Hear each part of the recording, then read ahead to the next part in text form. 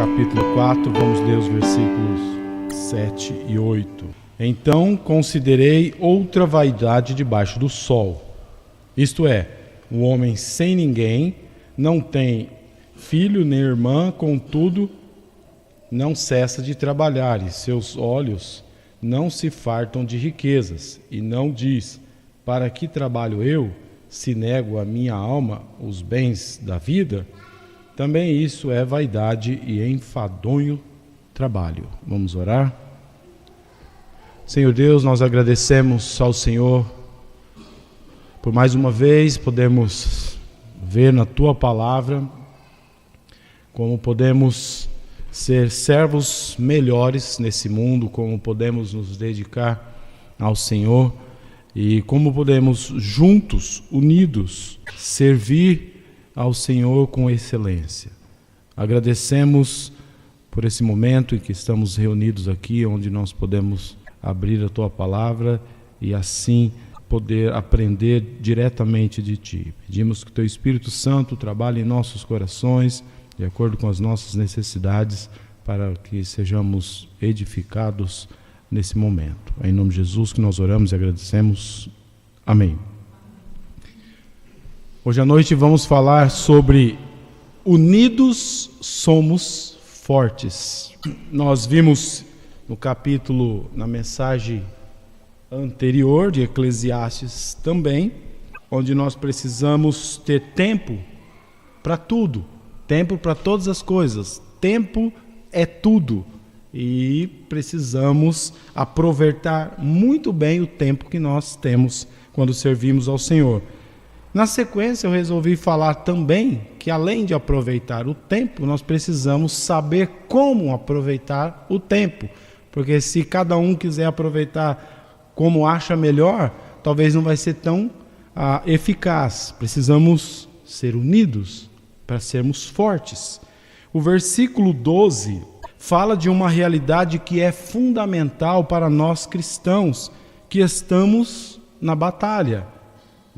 Ele diz assim, a segunda parte: o cordão de 3 dobras não se rebenta com facilidade. É um cordão com 3, uma trança com 3 fios, vai ser muito mais difícil ser arrebentado se ele estiver sozinho. Você pode pegar individualmente cada um deles e arrebentar, mas quando você coloca junto, isso acontece com gravetos, por exemplo. Você pega um gravetinho e consegue quebrar, você coloca 3 gravetos, fica difícil. O mesmo com palito de fósforo. Quando você colocar vários palitos de fósforos juntos, fica difícil de ser quebrado. É isso que ele está tentando ilustrar aqui, quando ele fala do cordão de 3 dobras. Nesses 2 últimos finais de semana que nós temos passado aqui na igreja, nós vimos isso na prática. A semana anterior a esse final de semana, tivemos aí a conferência de aniversário da igreja. Foi muito trabalho desenvolvido, muita coisa sendo feita para conseguirmos ter aquela conferência. E esse último agora, sexta e sábado, também vimos como a união faz toda a diferença. Como foi falado no começo, no evento das pizzas, nós vimos que muitos elogiaram. Recebemos vários elogios, tanto na parte da organização do aniversário da igreja, que a equipe trabalhou muito bem, recebemos alguns elogios das igrejas que vieram de fora, mas nesse evento das pizzas também recebemos áudios, mensagens, vocês devem ter visto isso no grupo, os elogios. Mas por quê? Porque foi um trabalho bem feito com a união de várias pessoas. Os bons resultados são possíveis apenas quando as pessoas trabalham em equipe. É só imaginar a situação no dia ali das pizzas, se cada um quisesse fazer do seu jeito. Eu vou pegar a minha, eu vou fazer minha pizza, eu vou colocar o tanto que eu quero. Não ia funcionar, não ia conseguir atingir o objetivo. Só funcionou porque foi muito bem organizado. Então nós precisamos, como igreja, como cristãos, uns dos outros, principalmente para realizarmos a obra do Senhor. É uma obra muito grande, tem muitas coisas para fazer, não é tão simples assim, porque nós tratamos com pessoas com problemas de todo tipo.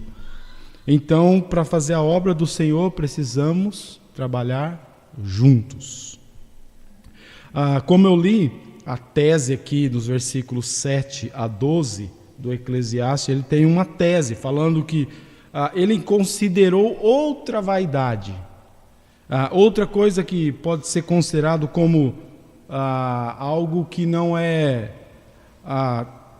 tão bom debaixo do sol. Não passa de uma neblina, como diz todo o contexto do livro. E ele fala, isto é, um homem sem ninguém.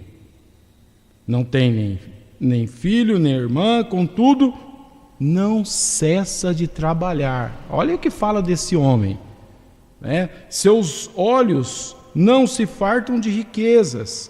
E não diz, para quem trabalho eu, se nego a minha vida, a minha alma, os bens da vida?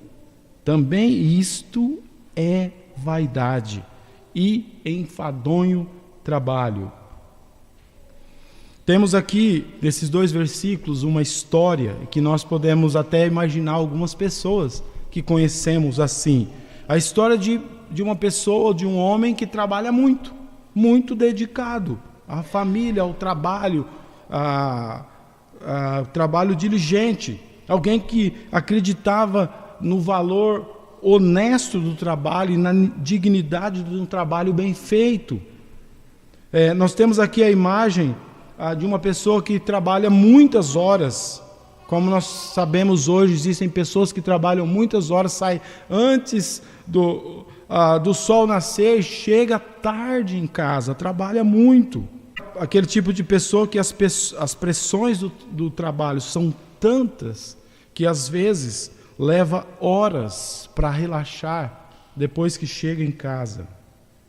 Uma pessoa que chega tão cansado que às vezes quando chega em casa a única coisa que consegue fazer depois de tomar um banho, jantar, assistir um pouco de TV, talvez, mas depois ir para a cama exausto e tentar dormir.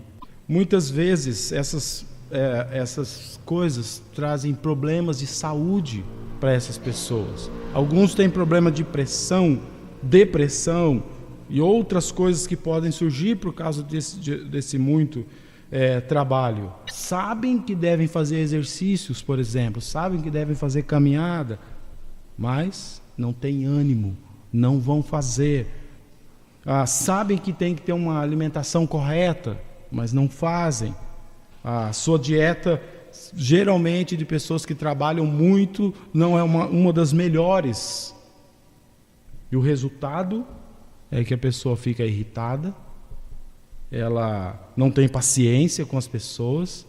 Geralmente os que provam da irritação são os de casa, o esposo, a esposa, os filhos, porque o problema é lá com o trabalho, com toda a pressão que tem no trabalho, mas quem aguenta a irritação são os familiares, que são as pessoas que apoiam, que estão ali prontas para aceitar a pessoa com todos os seus problemas, e mesmo assim a gente chega todo irritado, porque o trabalho faz com que as pessoas fiquem assim. Simplesmente falando a história aqui de alguém que ama o seu trabalho, uma pessoa que é muito bom no que faz, Claro, certamente tem um bom salário por isso, porque as pessoas que trabalham bastante e gostam do que faz, se dedicam muito, são honestos, geralmente têm um bom salário. E esse salário proporciona boas coisas para a família. Então, até aí, muitos pensam, mas qual o problema? O que está errado aí? Trabalhar e proporcionar boas coisas para a família? Alguém que sempre diz, dia desses eu vou diminuir o ritmo. Mas não agora. Ainda preciso trabalhar mais. Muita correria na vida. Mas uma noite, um homem como esse descrito aqui, nesse versículo que nós lemos, ele chega em casa e a família não está mais lá. E aí a pessoa pensa, mas o que aconteceu? Trabalhei tanto em prol da minha família e agora a família não está mais em casa. O que aconteceu? Aonde que eu errei? Enquanto o homem trabalhava muito, as crianças cresceram. A sua esposa voltou a estudar, começou a trabalhar, seus filhos mudaram de casa, foram para emprego, outra cidade, ou casaram-se, saíram de casa.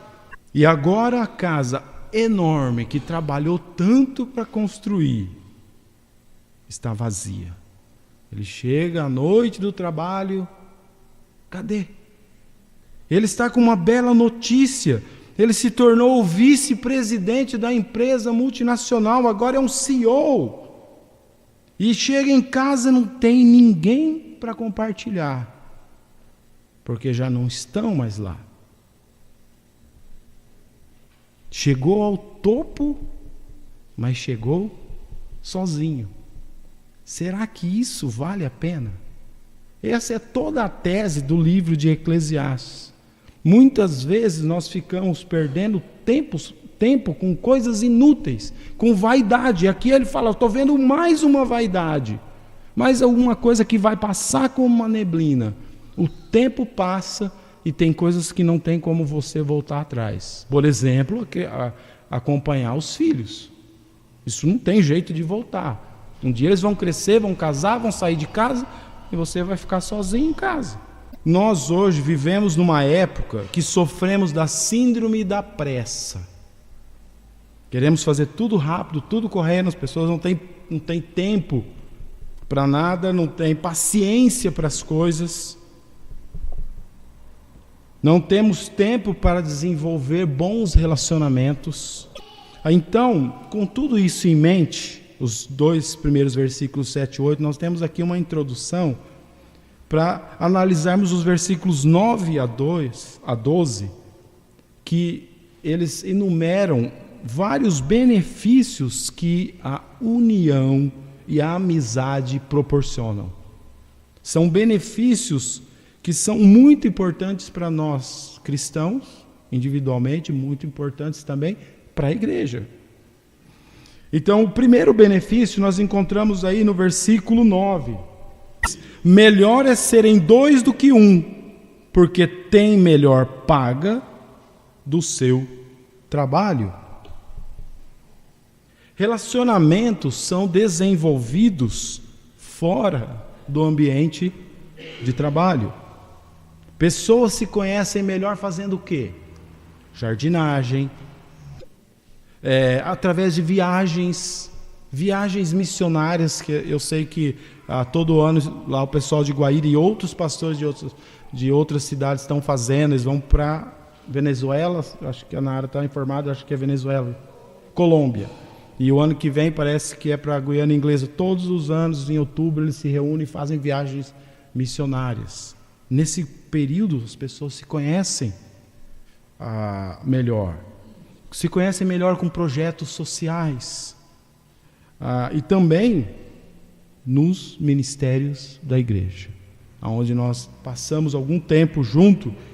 Por exemplo, tem alguns ministérios que nós fazemos reuniões e conversamos e falamos sobre um assunto. E vai ter um evento, por exemplo, o evento que teve das mulheres.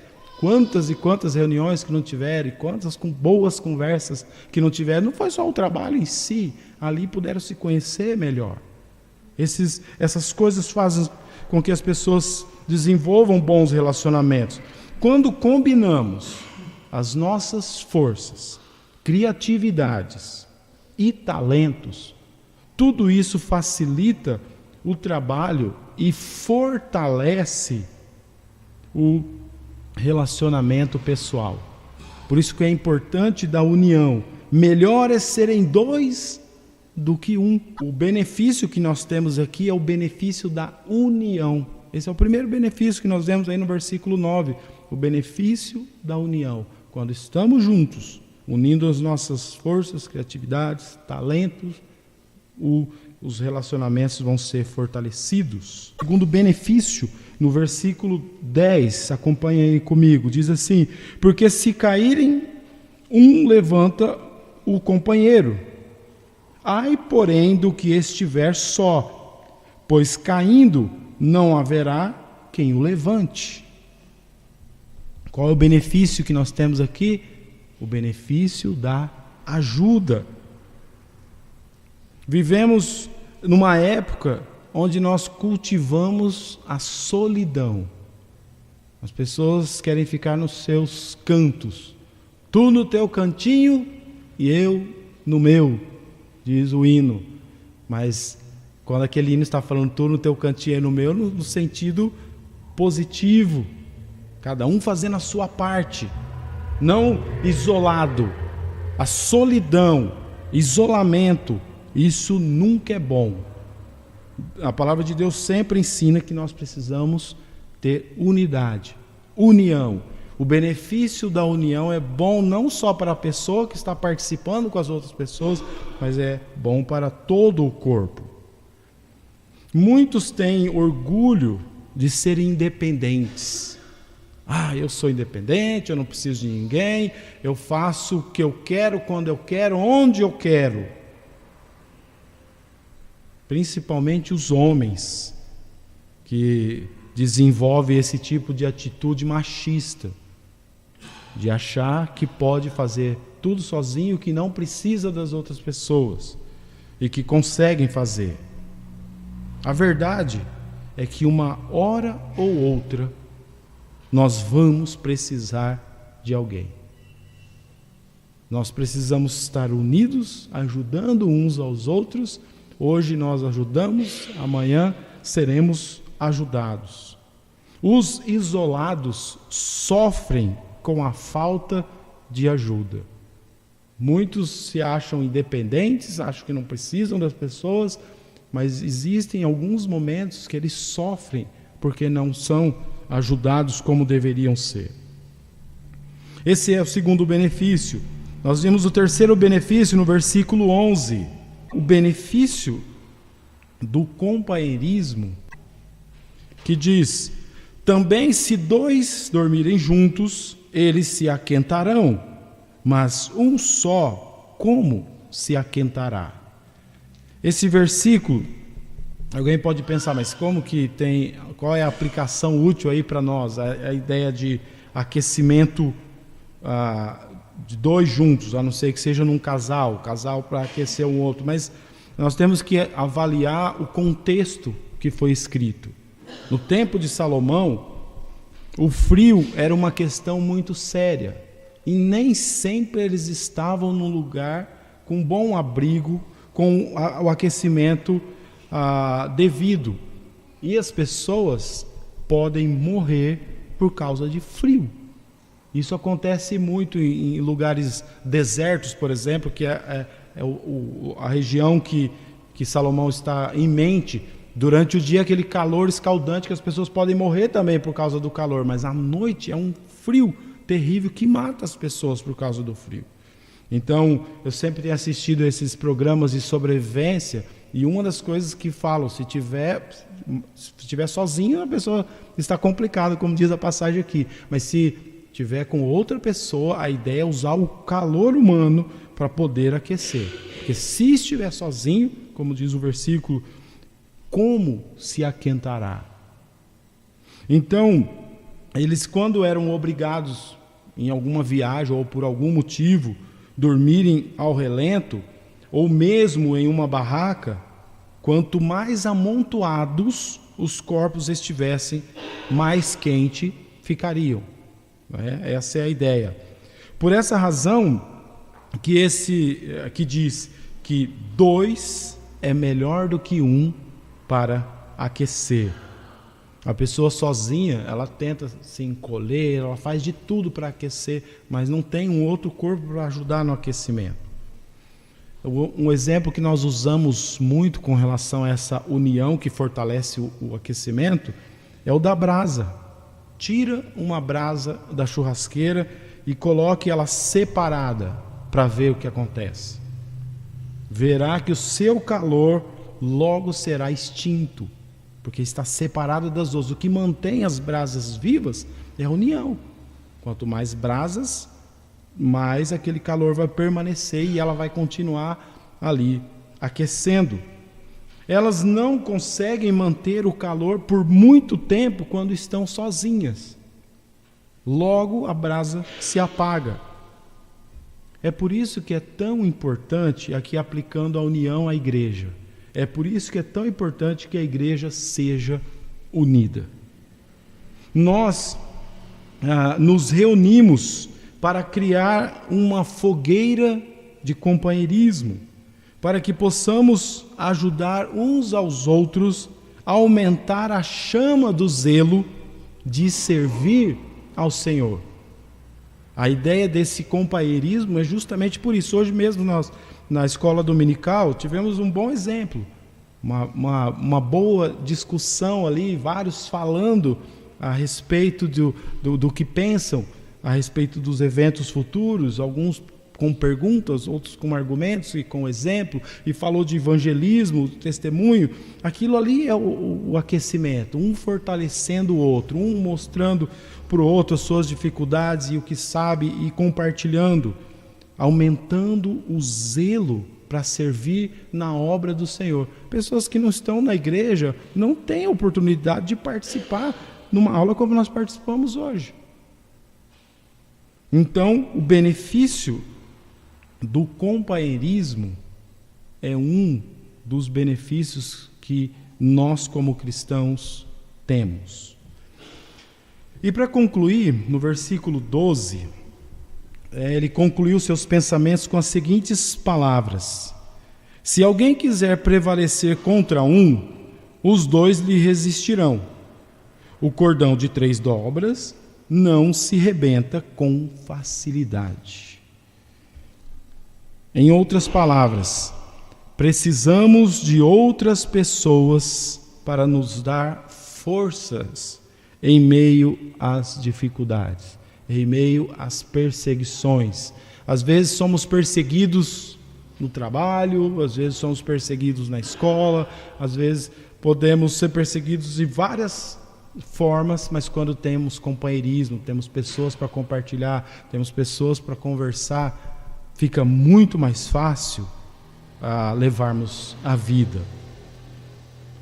Um cordão de 3 dobras, ele não arrebenta rapidamente. Pode até arrebentar, mas demora mais. Pode ser que você, com companheirismo, com outras pessoas, vai ter dificuldades e pode ter alguma consequência com isso, mas vai demorar mais.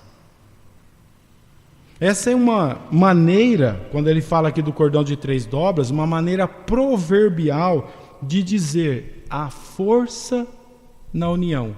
Unidos somos fortes. Por isso que eu iniciei a mensagem falando assim, porque quando estamos juntos, somos fortes. Todos nós, uma hora ou outra, teremos a fé provada em vários aspectos das nossas vidas.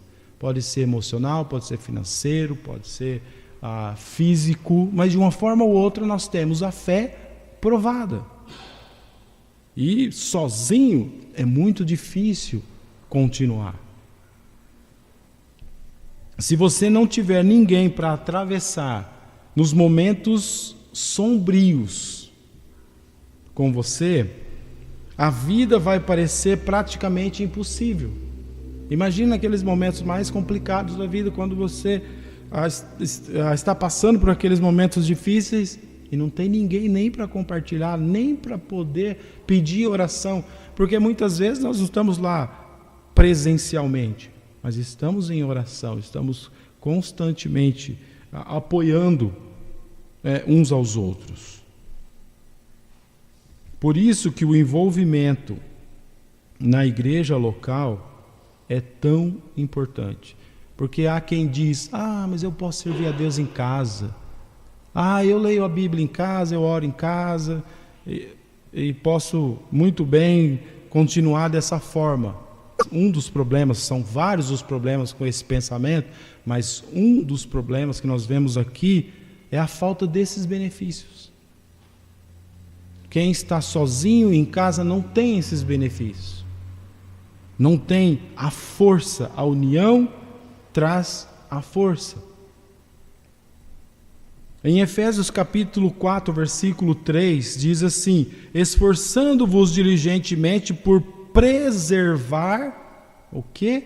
A unidade do Espírito no vínculo da paz.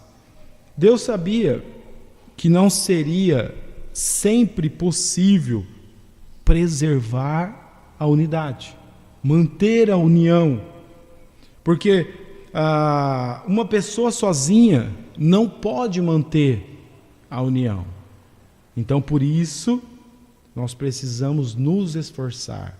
Ele fala, esforçando-vos diligentemente, ou seja, com afinco, com vontade, para preservar a unidade. Ou seja, não é uma coisa tão simples preservar a unidade. Observe que não é exigido que o crente faça a unidade. Em nenhum momento está falando, vamos nos unir, nós temos que fazer a união, nós temos que acabar com esses problemas de desunião e vamos fazer. Não está falando para a gente fazer. O que diz aqui, o que Deus pede, é só para criar o laço, para manter, para preservar. É responsabilidade do crente se esforçar para preservar a união e não atrapalhar a união. Nós não vamos criar, ela já foi criada. Em Cristo nós somos unidos, temos a mesma fé, o mesmo Salvador e temos o mesmo objetivo. Então, precisamos preservar essa unidade.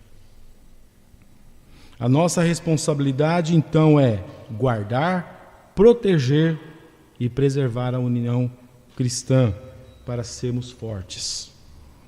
Para que isso seja feito, é necessário, e eu quero concluir com isso, é necessário que nós entendamos que a unidade é uma virtude. E a virtude é uma disposição firme para o bem, que visa produzir bons resultados. Para entender como vamos manter a unidade, precisamos compreender que é virtude. Virtude é uma disposição para o bem, com o fim de produzir bons resultados. Além de ser uma virtude, o crente também precisa aprender, desenvolver bem os seus dons. Todos nós, quando somos salvos, recebemos pelo menos um dom e precisamos desenvolver bem esses dons e também desenvolver bem os nossos talentos. Precisamos entender isso, entender essa necessidade de crescimento da unidade. Temos que estar com isso em mente, que temos que preservar e fortalecer a nossa união. Após essa compreensão, tem 3 passos necessários para andarmos unidos e dignos da vocação que temos. Os passos fundamentais para a união são, seguindo Efésios capítulo 4, versículos 1 a 3.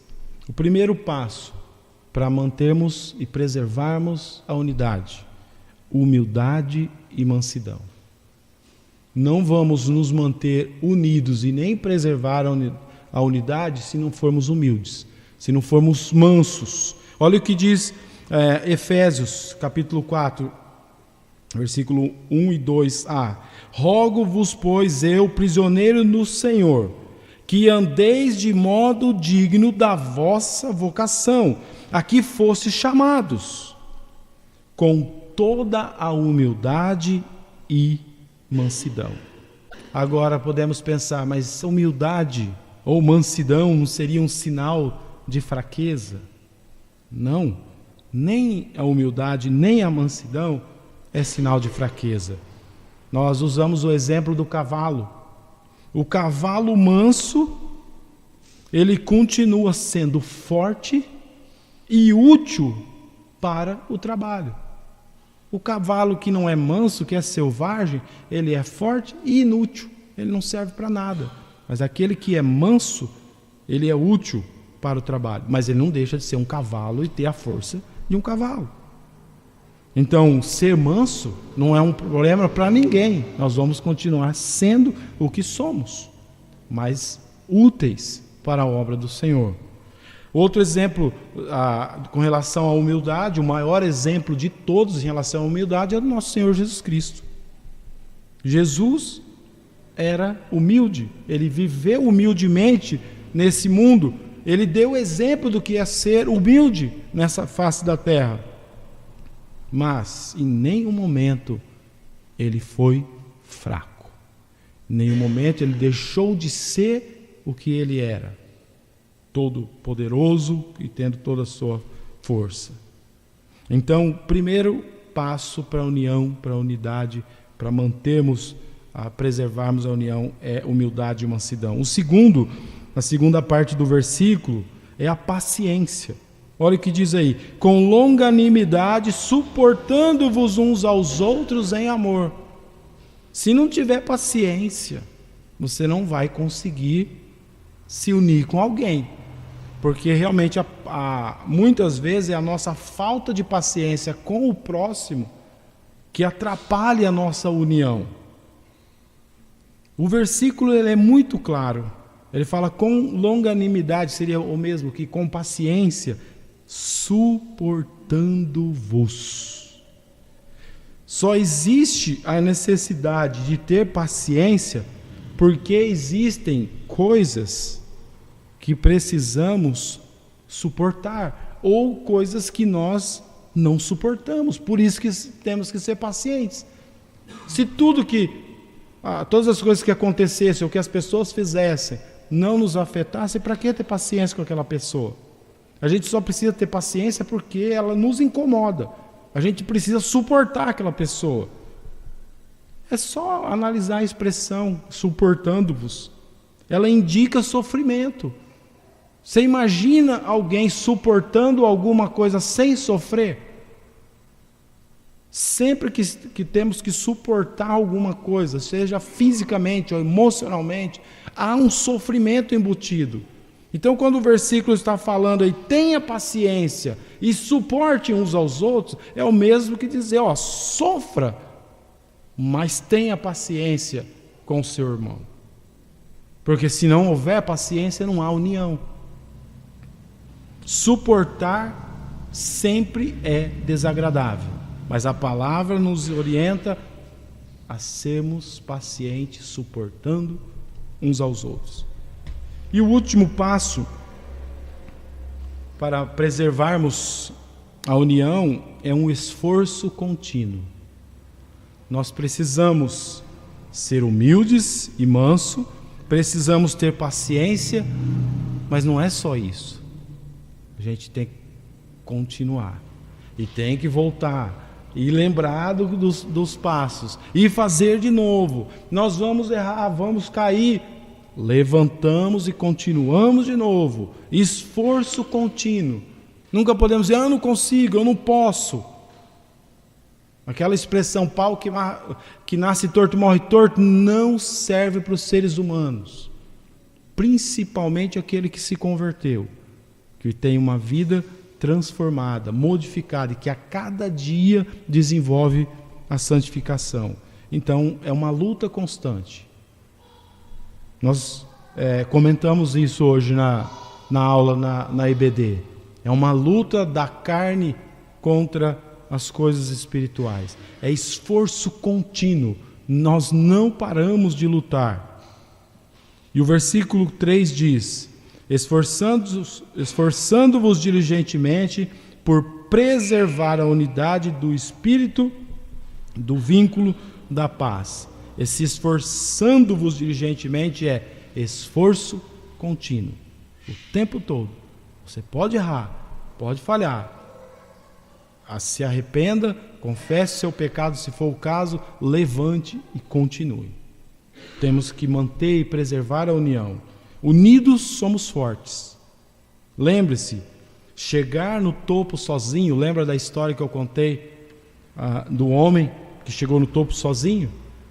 Chegar no topo sozinho, às vezes parece até ser fácil. Ele trabalhava, chegou um dia, vice-presidente da empresa. Olha, ele conseguiu. Mas o resultado pode ser frustrante. Um dia, olhar e ver que a família não está mais lá, que o tempo passou, que tem coisas que não tem mais como voltar atrás. O resultado é frustrante. Tem dinheiro, tem empresa, tem carro, tem casa, mas algumas coisas já passaram. Por um outro lado, para preservar a união, é necessário um esforço contínuo da nossa parte. Então pode ser fácil chegar no topo sozinho e ter um resultado frustrante. Mas quando nós batalhamos por uma união constante, nós sabemos que o resultado não vai ser vão. E essa é a ideia de toda a tese do livro de Eclesiastes. Muitas vezes corremos atrás do vento. E não é assim que nós, como cristãos, devemos viver. E por isso que eu quis trazer essa meditação para a igreja. Nós temos falado muito de aproveitar o tempo, de nos unirmos, para fazermos a obra do Senhor, para evangelizarmos, para edificarmos, para levarmos a palavra adiante, não só nessa cidade, mas até os confins da terra. Mas só vamos conseguir fazer isso unidos. E assim nós seremos unidos, seremos fortes para fazer a obra do Senhor, dignos da nossa vocação. Nós fomos chamados para ser santos, para servir o nosso Deus enquanto estamos aqui nesse mundo. Então vamos lembrar disso e procurar nos esforçar diligentemente.